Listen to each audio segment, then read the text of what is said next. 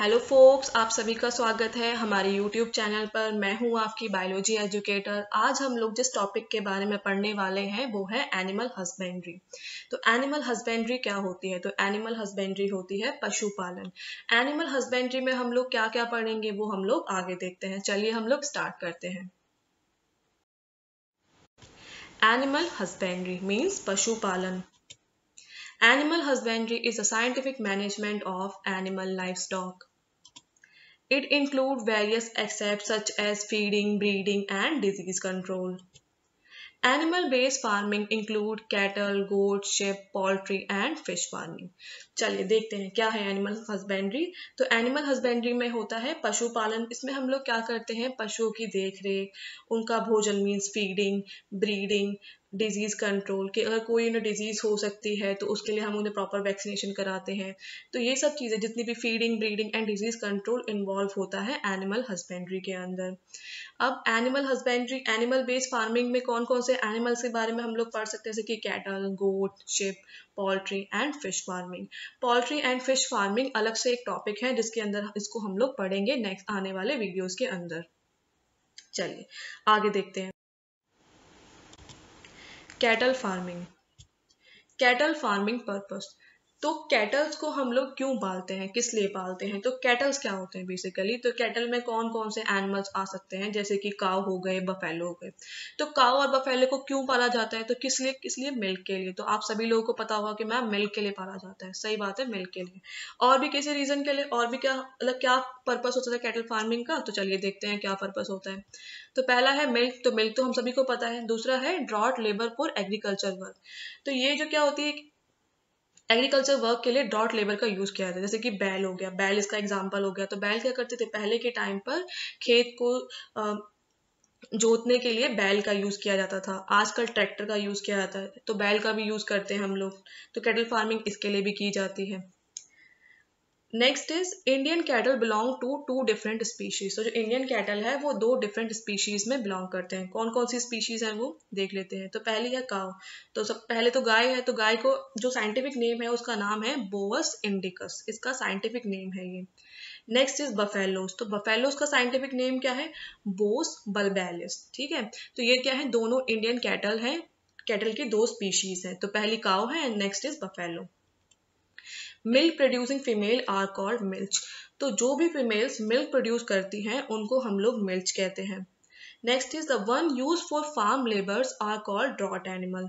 तो draught animal क्या होते हैं? जिनका यूज किया जाता है फार्म्स के अंदर एक लेबर की तरह, बोझा उठाने के लिए इसका यूज किया जाता है। उसको हम लोग क्या कहते हैं? ड्रॉट एनिमल्स कहते हैं। Next is lactation period. अब आप सभी को समझना है कि लैक्टेशन पीरियड क्या होता है। तो लैक्टेशन पीरियड होता है the period of milk production after the birth of calf. तो जब काफ का बर्थ हो जाता है तो उसके बाद का जो पीरियड होता है उसको हम लोग कहते हैं लैक्टेशन पीरियड। और इस दौरान क्या होता है कि जो हमारी जो भी मतलब कैटल होता है वो नेचुरली मिल्क को प्रोड्यूस करते हैं अपने काफ के लिए। तो उसको ही हम लोग क्या कह रहे हैं? Lactation period, the period of milk production after the birth of calf. So milk production can be increased by increasing the lactation period. तो अगर हम मिल्क प्रोडक्शन को बढ़ाना चाहते हैं तो हम क्या कर सकते हैं? लैक्टेशन पीरियड को बढ़ा सकते हैं। जितना लैक्टेशन पीरियड लंबा होगा उतना ही मिल्क प्रोड्यूस करेगा हमारा कैटल, तो इससे मिल्क प्रोडक्शन बढ़ जाएगा। ठीक है, तो ये हम कर सकते हैं। चलिए नेक्स्ट स्लाइड की तरफ मूव। नेक्स्ट इज एक्सोटिक और फॉरेन ब्रीड्स। तो कुछ हम लोग ब्रीड्स के बारे में पढ़ते हैं। कैटल की कौन कौन सी ब्रीड्स हैं उसके बारे में पढ़ते हैं। तो एक्सोटिक और फॉरेन ब्रीड्स मतलब बाहर वाली जो ब्रीड्स हैं, कौन सी इंडिया के बाहर वाली कौन कौन सी ब्रीड्स हैं? तो उनके एग्जांपल हैं जैसे कि जर्सी एंड ब्राउन स्विस। ये क्या है? ये ऐसी ब्रीड्स हैं जिनके अंदर क्या है, पीरियड क्या है, जो लैक्टेशन का पीरियड है वो लॉन्ग है, लंबा लैक्टेशन पीरियड है। Next is local breed. तो जो हमारे इंडिया में पाई जाने वाली प्रजातियां होती हैं कैटल्स की, तो उसमें एग्जांपल आ सकता है जैसे कि रेड सिंधी एंड साहिवाल। ये क्या करती हैं? इनके पास एक्सीलेंट रेजिस्टेंट होता है डिजीज के लिए। तो दोनों ही जो हमारी ब्रीड्स हैं दोनों में अपनी अपनी खासियत है। तो पहली ब्रीड का क्या मतलब है? जो एक्सोटिक ब्रीड्स हैं फिर फॉरेन ब्रीड्स हैं वो क्या है? उनका लैक्टेशन पीरियड काफी अच्छा है, लॉन्ग है। जो लोकल ब्रीड्स है उनके पास क्या है? रेजिस्टेंस है डिजीज के लिए। तो दोनों ही क्वालिटीज क्या है? अच्छी हैं। तो अगर हम इन दोनों को ब्रीड कराया जाए, इनको क्रॉस ब्रीड करा दिया जाए, तो जो इनसे एक हमारे पास जो एक ब्रीड आएगी बन के, वो क्या होगी, वो डिजायर होगी, उसके पास क्या होगा, लॉन्ग लैक्टेशन पीरियड भी होगा और वो डिजीज से भी रेजिस्टेंस होगी।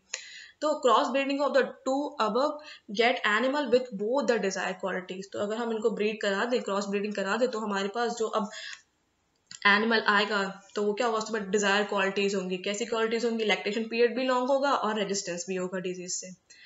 ठीक है, अब नेक्स्ट आपको कुछ पिक्चर्स दिखा रखे हैं, first picture and the second picture. ये क्या है, these are the indigenous milk breed of cattle. तो दूध देने वाली ये कैटल्स की पिक्चर्स हैं, ब्रीड्स हैं। ठीक है, चलिए नेक्स्ट की तरफ मूव करते हैं। Humans farming, cleaning and shelter facilities for cattle.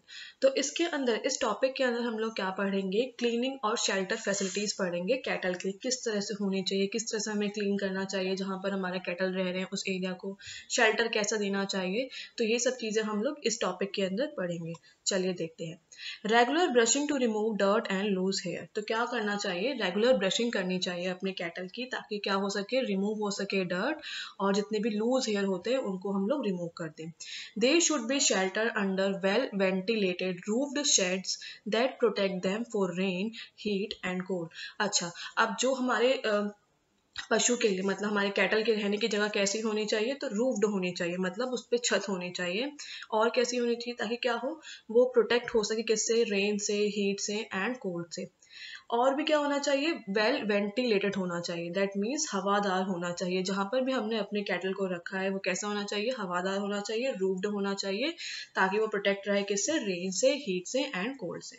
The floor of the cattle shed need to be slopy so as to stay dry and to facilitate cleaning। अच्छा, जो फ्लोर होना चाहिए वो कैसा होना चाहिए, स्लोपी होना चाहिए, ताकि क्या रहे, वो ड्राई रहे और क्लीन रहे। ठीक है, तो यही सब पॉइंट्स किसके अंदर आएंगे, ह्यूमंस फार्मिंग के अंदर आएंगे। चलिए नेक्स्ट स्लाइड की तरफ मूव करते हैं। Food requirement. अच्छा, तो अब हमारे कैटल के लिए फूड रिक्वायरमेंट कैसी कैसी होनी चाहिए। Food requirement of dairy animals are of two type. तो टू टाइप की फूड रिक्वायरमेंट्स होती हैं। पहली रिक्वायरमेंट होती है मेंटेनेंस रिक्वायरमेंट, सेकेंड रिक्वायरमेंट होती है milk producing requirement. Maintenance requirement के अंदर क्या आएगा, food require to support the animal to live a healthy life. तो ऐसा फूड जिससे क्या है, एनिमल अच्छे से सर्वाइव कर रहा है, हेल्दी है वो। ठीक है, next is milk producing requirement. It is a type of food required during lactation period. तो लैक्टेशन पीरियड के दौरान जो फूड की रिक्वायरमेंट होती है वो किसके अंडर आ जाएगी, मिल्क प्रोड्यूसिंग रिक्वायरमेंट के अंदर। Animal feed include roughages and concentrate and micronutrient. तो जो एक एनिमल का फीड होता है उसके अंदर तीन क्या क्या चीजें होनी चाहिए, रगेज होना चाहिए, कॉन्सेंट्रेट होना चाहिए और माइक्रोन्यूट्रिएंट होना चाहिए।